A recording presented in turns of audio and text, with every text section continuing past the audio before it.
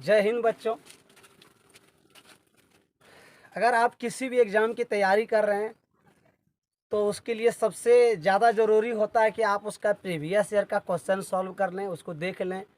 तो उससे क्या होता है कि आपको एग्ज़ाम में किस तरह के प्रश्न पूछे जाएंगे इसका जानकारी मिल जाएगा। ठीक है, चाहे आप दुनिया में किसी भी एग्ज़ाम की तैयारी कर रहे हैं, उसका प्रीवियस ईयर बहुत ही सहयोग करता है। और इसलिए मैं आप लोग को आज 2022 में जो प्रश्न पूछा गया है 10वीं का एग्ज़ाम में गणित पेपर का, तो मैं उसी का भी प्रश्न तुम लोग को बताने वाला हूँ।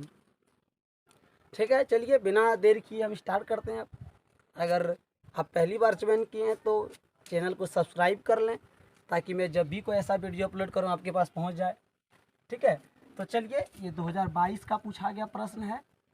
ठीक है, जैक बोर्ड 2022। अब हम स्टार्ट करते हैं। प्रश्न है कि बिंदुओं A2 3 और B4 1 के बीच की दूरी ज्ञात कीजिए। ठीक है, आप लोग एनसीईआरटी मैथ पढ़े होंगे। एनसीईआरटी मैथ में ये एक्सरसाइज 7.1 में है। ठीक है, प्रश्न क्या यहाँ पर है कि हमको क्या है, दो बिंदुओं के बीच की दूरी ज्ञात करनी है। मतलब हमारे पास दो बिंदु है, एक बिंदु ए है, दूसरा बिंदु बी है। ए जो है 2 3 है और बी क्या है तो 4 1 है। क्या करना हमको बच्चों, ये दोनों के बिंदुओं के बीच की दूरी ज्ञात करनी है। ठीक है, चलिए हम यहाँ पर लिख देते हैं ए बी इक्वल टू।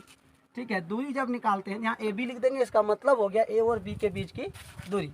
तो ए बी का फॉर्मूला होता है x2 माइनस x1 का square plus y2 minus y1 का स्क्वायर। ठीक है, अब ये x2 y2 x2 y1 क्या है।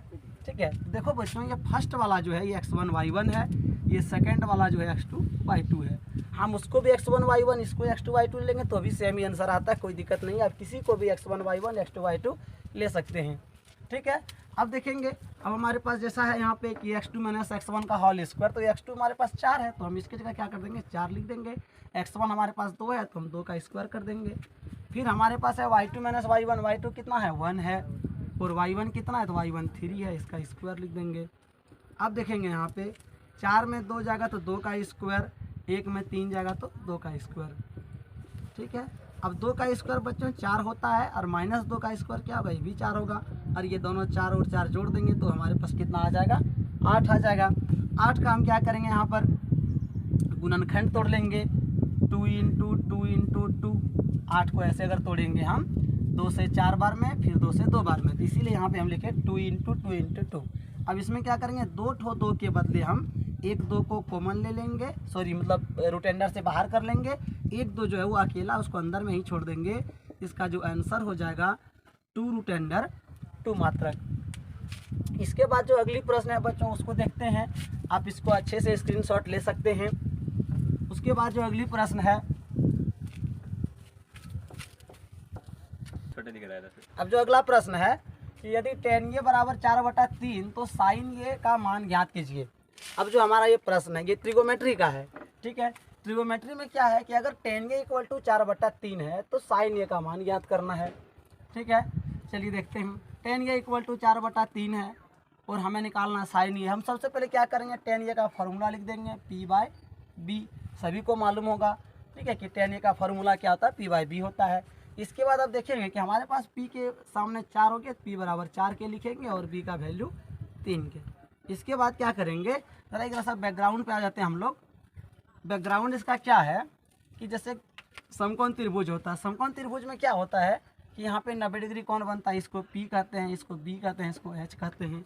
ठीक है, और हम सभी को मालूम होना चाहिए कि ट्रिगोमेट्री जो है इसी पे डिपेंड है, पूरा फर्स्ट चैप्टर इसी पे एकदम है, p/b/h।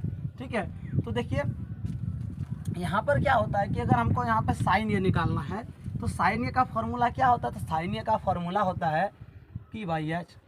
ठीक है, अब अगर हमको साइन ये का फॉर्मूला p/h होता है, मतलब ये कि यहाँ पे हमको h मालूम होना चाहिए और p दोनों, तो ही हम साइन ये को सॉल्व कर सकते हैं। ठीक है, और यहाँ हमारे पास p तो मालूम है 4 के, लेकिन h हमको मालूम नहीं है, तो हम क्या करेंगे सबसे पहले h को निकाल लेंगे। और बच्चों आप लोग सभी कोई पढ़े होंगे और नहीं पढ़े होंगे देख लो कि h का फॉर्मूला जो होता है root under p square plus b square. ठीक है, इसका जन्म कहाँ से होता है, इसका जन्म होता है h square equal to p square plus b square से। ठीक है, ये पाइथागोरस पर में है जो 8वीं कक्षा से ही आप लोग पढ़ते आए होंगे।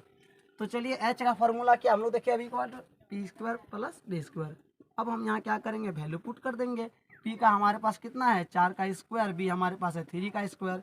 4 का स्क्वायर 16 हो जाएगा, 3 का स्क्वायर 9 हो जाएगा, 16 और 9 को जोड़ देंगे तो 25, 25 का वर्गमूल बच्चों कितना हो जाएगा 5 हो जाएगा।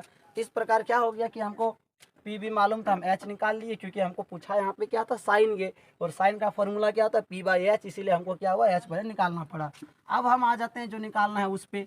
ठीक है, हमको निकालना है साइन ये इक्वल टू, तो चलिए हम यहाँ पे सॉल्व करते हैं। इस जगह पे साइन ये का फॉर्मूला क्या हो जाएगा पी बाई एच, हमने जस्ट अभी देखा। पी का वैल्यू हम लोग का कितना दिया बच्चों 4k। ठीक है, और एच का वैल्यू हमारा कितना है बच्चों 5k है। फिर के आपस में कट जाएगा, 4/5 हमारा क्या हो जाएगा आंसर हो जाएगा। अब जो तीसरा प्रश्न है, तीसरा प्रश्न ये भी ट्रिगोमेट्री का ही है, एक्सरसाइज 8.2 से है। ठीक है, क्या है कि 2 tan square 45 degree plus cos square 30 degree minus sine square 60 degree का मान ज्ञात कीजिए। ठीक है, इसमें क्या करना होगा कि हमको इस सब का वैल्यू मालूम होना चाहिए कि किसका वैल्यू कितना होता है, तो ही ये सॉल्व होगा। ठीक है, और ये बच्चों हम एक प्रकार से सिर्फ रिवाइज के लिए पढ़ा रहे हैं, ये आप इसमें सिखा नहीं सकते हैं आपको हम। ठीक है, बस आपको इसमें एक चीज़ हो जाएगा कि अंदाज हो जाएगा कि कैसा प्रश्न आता है, और दूसरा क्या फ़ायदा आपको होगा कि आपको खुद पता भी चल जाएगा कि हमको कितना याद है। ठीक है, अगर आपको आता है तो आराम से आप वीडियो को पॉज करके सारा क्वेश्चन सॉल्व खुद से कर लें, और अगर नहीं सॉल्व होगा तो फिर आप वीडियो देखेंगे, या जरूरी नहीं कि आप वीडियो देख ही लें सो। ठीक है, और बहुत सारा इसमें आपसे क्वेश्चन सॉल्व हो ही जाता होगा, क्योंकि अभी 10 में आप एंट्री तो लिए नहीं है, अभी तो 10 आप 5-7 महीने पढ़ चुके हैं सभी कोई बच्चे। ठीक है, तो प्रश्न हमारे पास है कि 2 tan square 45 degree plus cos square 30 minus sine square 60 degree का मान ज्ञात कीजिए। चलिए हम डायरेक्ट वैल्यू पुट करते हैं। ठीक है, अगर आपको इसमें कहीं परेशानी रह जाएगा तो अलग से कमेंट में कुछ बॉक्स में लिख देंगे, जिससे कि हम इसका कुछ समस्या का समाधान कर देंगे। चलिए देखते हैं, 2 tan स्क्वायर 45 डिग्री, तो 2 लिखेंगे, 10 45 का वैल्यू क्या होगा बच्चों 1 होगा, सभी को पता होना चाहिए, और नहीं है तो आप आराम से बुक में मिला सकते हैं। ठीक है, इसका वैल्यू 1 होता है, 1 का स्क्वायर लिखेंगे। कॉस स्क्वायर 30 है बच्चों, तो कॉस 30 का जो वैल्यू होता है √3/2 है, इसमें स्क्वायर लगा देंगे। फिर साइन 60 है बच्चों, साइन 60 का वैल्यू भी √3/2 होता है, स्क्वायर है तो हम क्या करेंगे स्क्वायर लगा देंगे। अब देखेंगे बच्चों 2 × 1 का स्क्वायर तो कितना दिए 1 ही होगा। अब √3/2 का स्क्वायर है, तो √3/2 का स्क्वायर का मतलब क्या हुआ कि इसका मतलब हुआ कि √3/2 को 2 बार गुना करना है, तो √3 × √3 करेंगे 3 आएगा, 2 × 2 करेंगे तो 4 आएगा, तो हमारा यहाँ पे 3/4 हो जाएगा। तो इसका भी हम स्क्वायर करेंगे तो वही वापस 3/4 आ जाएगा।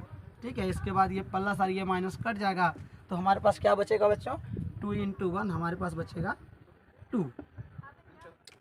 चलिए अब अगले प्रश्न को देखते हैं। अब जो अगली प्रश्न है कि यदि sine 3a equal to cos a minus 26 degree, तो a का मान ज्ञात कीजिए। तो हमको क्या करना है a का मान निकालना है।